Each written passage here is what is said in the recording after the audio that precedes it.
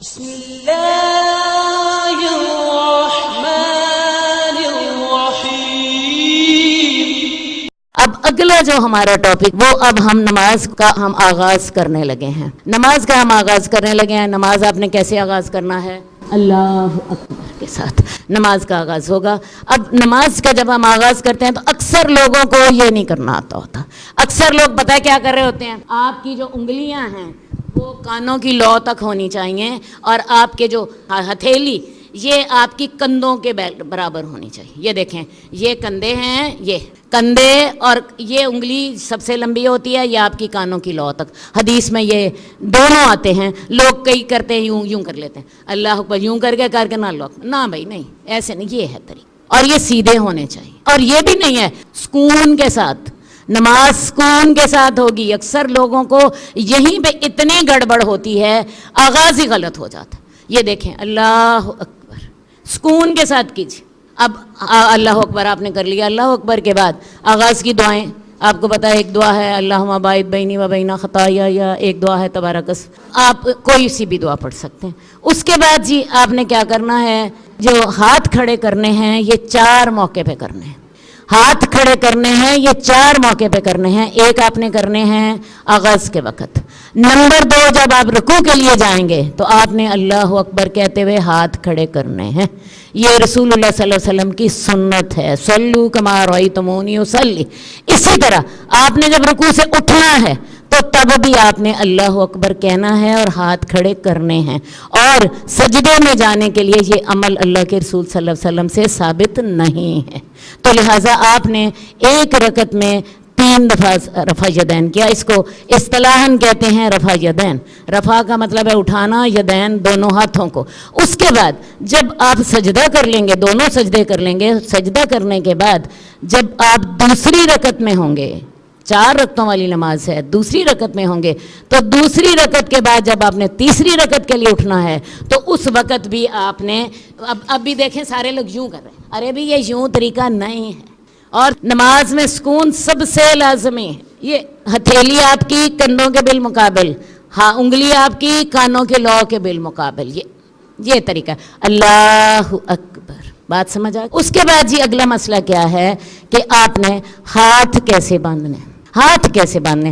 اکثر لوگوں کو ہاتھ باندھنے نہیں آتے ہوتے، نہ انہیں جگہ کا پتہ ہوتا ہے۔ ہاتھ آپ نے سینے پر باندھنے۔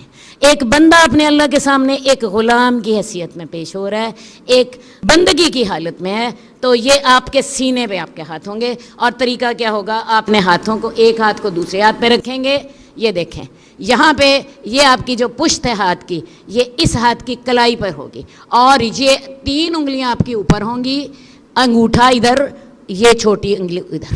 بات سمجھ آئی؟ یہ آپ نے یوں ہاتھ رکھنے ہیں، اور یوں ہاتھ رکھ کے اب آپ نے اپنی نماز شروع کرنی ہے۔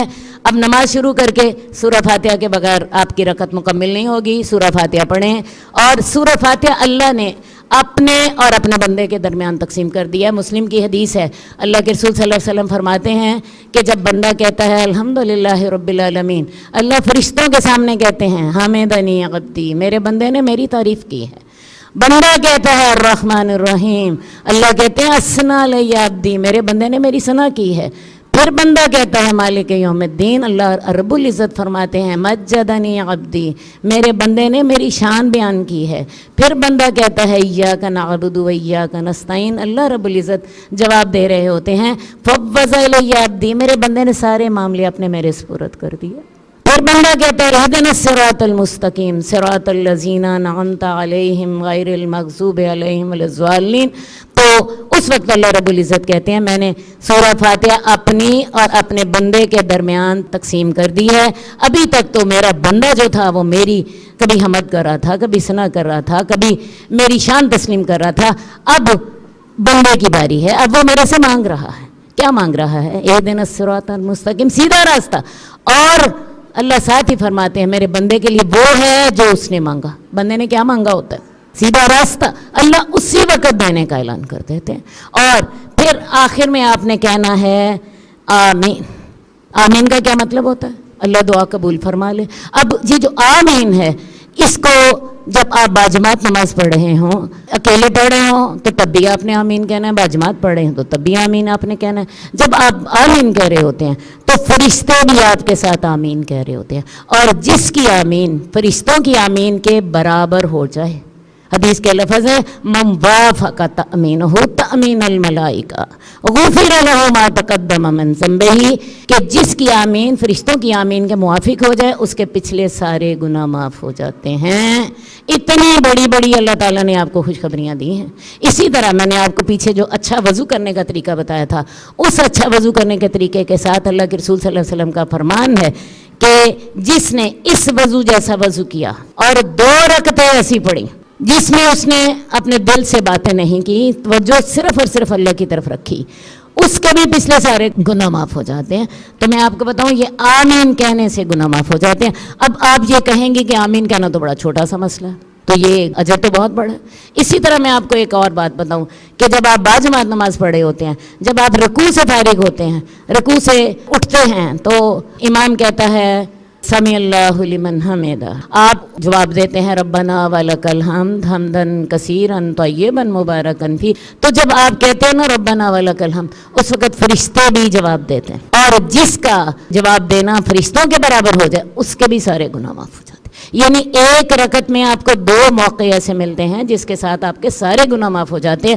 اور میں نے غور کیا، میں نے کہا کہ یہ اللہ تعالیٰ اتنے بڑے اجر کی ہمیں اتنے چھوٹے سے عمل پر جو خوشخبری دے رہے ہیں، تو اس کی حکمت کیا ہے؟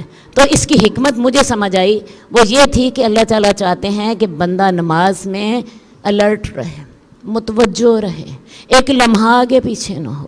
اس کی آمین فرشتوں کی آمین کے برابر ہو گئی تو سارے گناہ معاف ہو گئے، اس کا ربنا ولک الحمد فرشتوں کے ربنا ولک الحمد سے موافق ہو گئے تو سارے گناہ معاف ہو گئے۔ تو اللہ چاہتے ہیں کہ ہم نماز میں بڑے الرٹ ہو کے رہے، نماز میں ذرا سی بھی اتنے دیر کے لیے بھی غافل نہ ہوں۔ جئنا إلى الدنيا كي ندعو إلى الله لننشر الخير في الكون الذي حارى ونرسل العطر من روض الهدى الزاهي ويشرق السلم أنوارا وأنوارا جئنا إلى